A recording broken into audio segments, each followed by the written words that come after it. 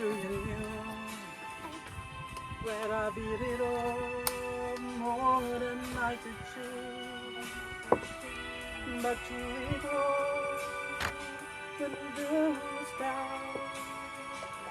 I carry it all and still I face it all and I stood tall and didn't know.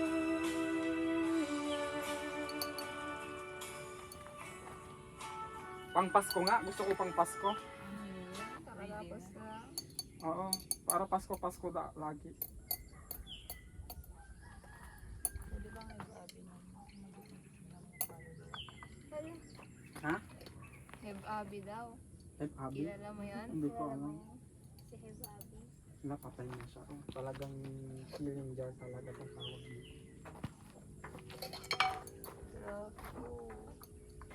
Pag may araw-araw tibay, mas makakapag-aral ng mahusay. Kuya, yung top na babaero. Trending in metal crafts.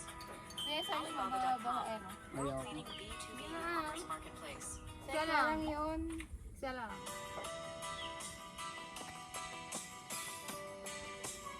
Pang Pasko yung gusto ko eh. Sige, Garod. Itong mga pagtitiis hanggang ako'y muling magbabalik.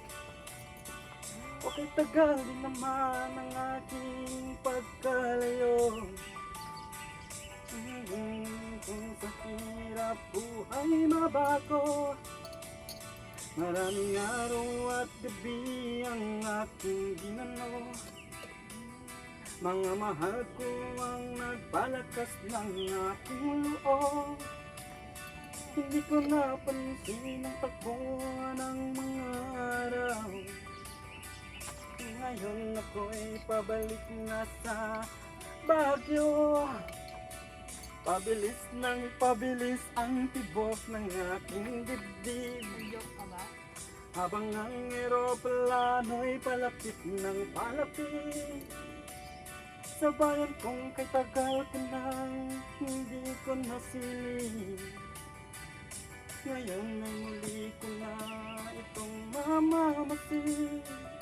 Dito na Unti-unting bumababa itong sinasakyan. Ang sabi ng stewardess tuwid ang upuan. Alam bang na ang eroplano sa tingin ng bayan.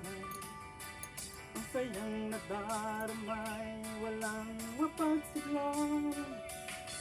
Paskong damdamin, Paskong damdamin, Paskong damdamin. Naamoy siya, no? Wala. Plastic ko. Nahaluan na ng ano, yung Extract. extract.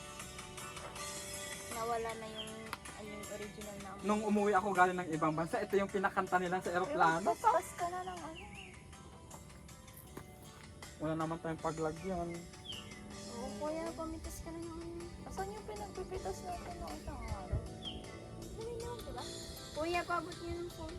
Nang? Pasko!